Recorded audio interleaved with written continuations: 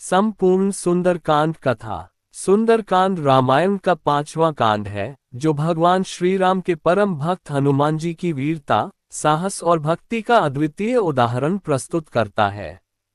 इसे भगवान राम की आराधना, राम भक्ति और राक्षसों पर विजय की कथा के रूप में देखा जाता है। ये कांड विशेष रूप से हनुमान जी की भूमिका पर आधारित है, जो भगवान राम के संदेशवाहक और सबसे बड़े भक्त माने जाते हैं। कथा का प्रारंभ। सुंदरकांड की कथा भगवान राम और सीता के मिलन से जुड़ी हुई है। रावण ने सीता माता का हरण करके उन्हें लंका ले आया था। श्री राम और लक्ष्मण ने सीता की खोज में समुद्र पार करने का निश्चय किया। वे अपने समस्त वानरों के साथ समुद्र के किनारे पहुंचे, लेकिन उन्हें लंका तक पहुंचने का कोई उपाय नहीं दिख रहा था। तब वानर नेता हनुमान जी ने भगवान राम की आज्ञा से समुद्र को पार करने का साहस किया और लंका पहुंचने के लिए अपनी शक्ति और साहस का परिचय दिया। हनुमान जी का लंका जाना। हनुमान जी ने अपने शरीर को बढ़ा लिया और विशाल रूप में समुद्र को पार किया। लंका पहुंचकर उन्होंने वहां का अवलोकन किया और सीता माता को खोजने का प्रयास किया। बहुत खोजने के बाद उन्हें अशोक वाटिका में सीता माता मिली।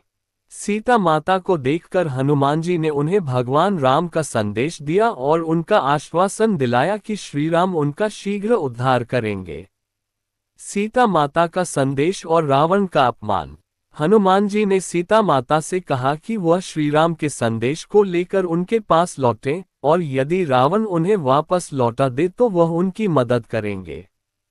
सीता माता ने पहले तो हनुमान जी की बातों को विश्वास किया, लेकिन बाद में रावण के खिलाफ कुछ न कहने का संकल्प लिया।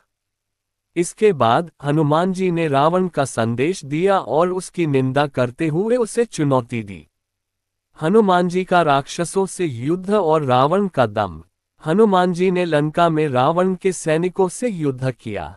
वे न केवल राक्षसों से लड़े, बल्कि अपनी शक्ति का भी परिचय दिया।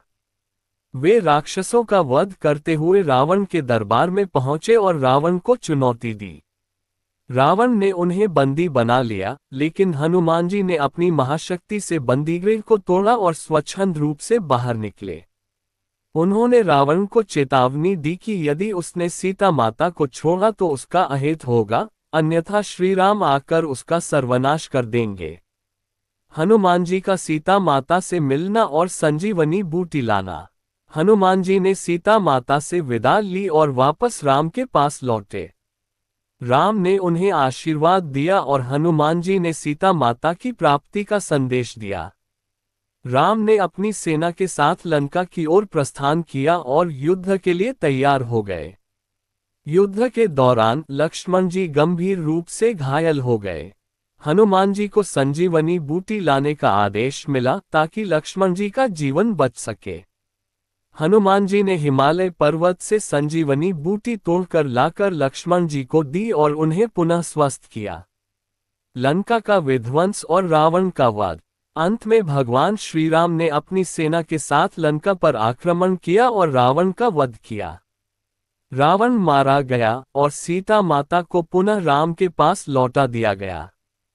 श्री राम और सीता का मिलन हुआ और धरती पर रामराज्य की स्थापना हुई। सुंदरकांड का महत्व। सुंदरकांड को विशेष रूप से भक्ति, साहस और शक्ति का प्रतीक माना जाता है। ये कांड भगवान राम के प्रेम और हनुमान जी की भक्ति का आदर्श प्रस्तुत करता है। इसे पढ़ने से व्यक्ति के जीवन में संकट दूर होते हैं और विश्वास एवं आत्मविश्वास में वृद्धि होती है। हनुमान जी के साहस और भक्ति की प्रेरणा हमें जीवन में कठिनाइयों का सामना करते हुए भी अपने लक्ष्य को प्राप्त करने की शक्ति देती है। सुंदरकांड का पाठ करने से मानसिक शांति और शक्ति मिलती है और जीवन में सफलता प्राप्त होती है। सुंदरकांड के महत्व और जीवन पर प्रभाव। कहानी। एक छोटे से गांव में एक किसान रामू रहता था।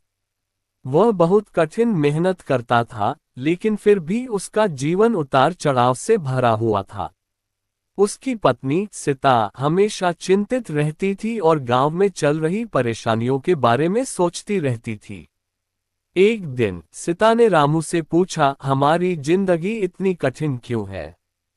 क्या हम कुछ ऐसा कर सकते हैं जिससे हमारे जीवन में सुख और शांति आए?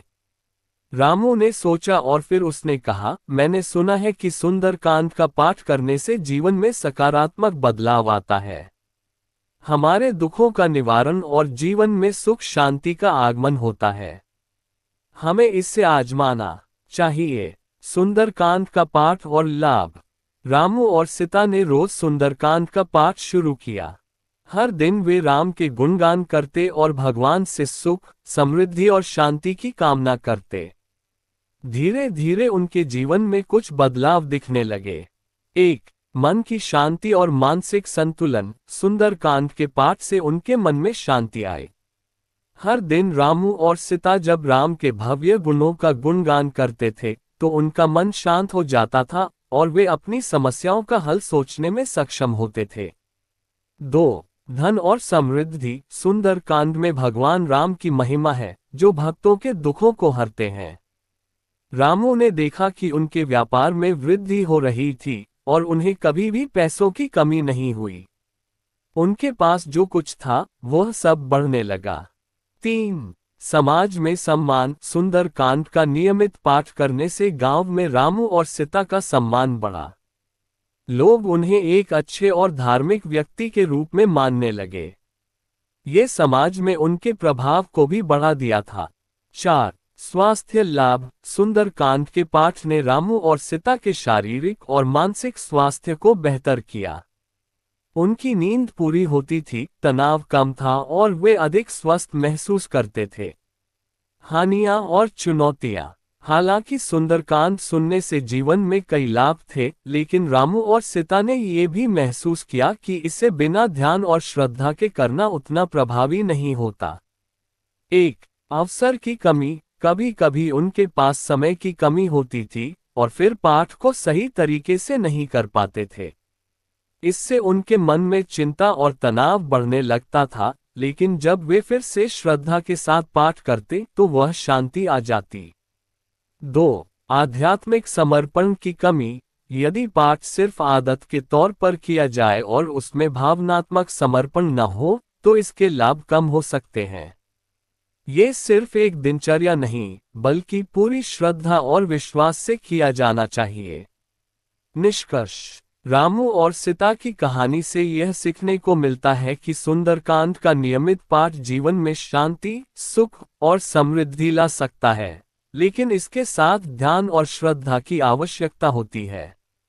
यदि इस पाठ को पूरे मन और विश्वास से किया जाए तो ये जीवन में सकारात्मक बदलाव ला सकता है। हर कोई अपने जीवन के उतार चढ़ाव से जूझता है, लेकिन भगवान राम की महिमा और उनके गुणों का स्मरण हमें भीतर से शक्ति और शांति प्रदान करता है।